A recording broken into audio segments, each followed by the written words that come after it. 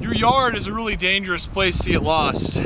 As you can see, this is your average April day in South Dakota. Today I'm going to show you some basic survival tactics about being out in your yard. First of all, I've found that the beater is one of the most necessary parts of survival at any time of the year. The one downside to it is at times like this, you can easily get lost out here. Like I blend in with the snow. I'll show you. Come here real quick. So here, we're by a little bit deeper snow. I'm just gonna show you how easy it is to get lost. You just trip and fall one time and no one sees where you're at.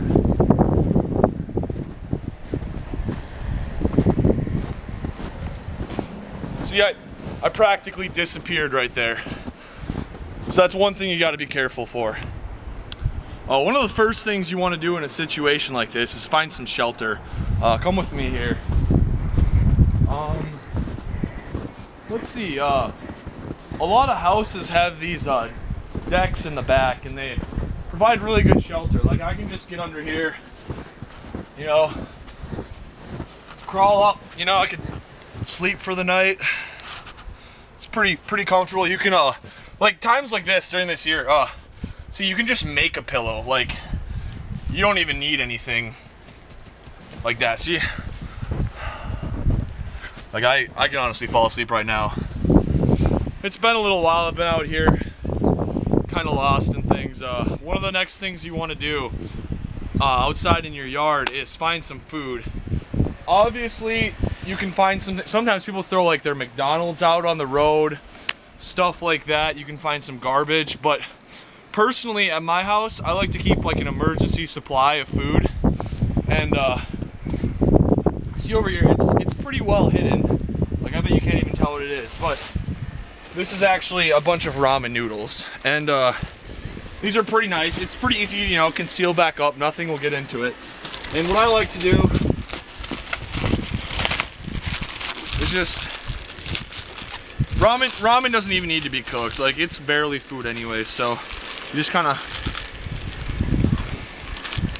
just bite into it. If you want, there's a seasoning packet inside.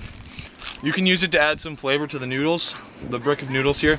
Another good use for it is attracting college students.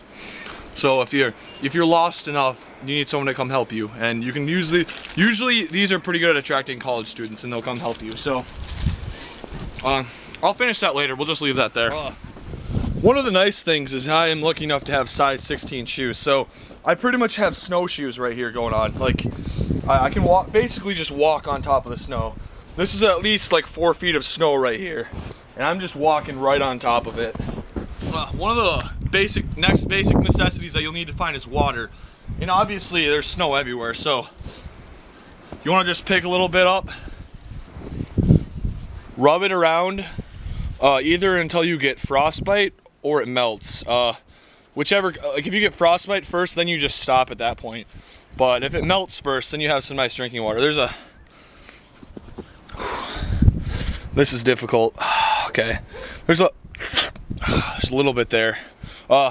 If all else fails, you can just eat the snow. Like, that's pretty good. Next, I'm gonna show you basically how to make a fire out in this type of environment. It's basically blizzarding. There's snow everywhere, and I'm just kidding. You can't make a fire out here. All right, so now we gotta show you how to find help. When I'm lost in my yard, I just find the nearest car, and you just pretend you're breaking into it. So I shimmy the handle here. If it has an alarm, that helps a lot more. Break the window, whatever. So I'm just gonna pretend to break into this till someone calls the cops on me. Hey, get away from my car or I'll call the cops.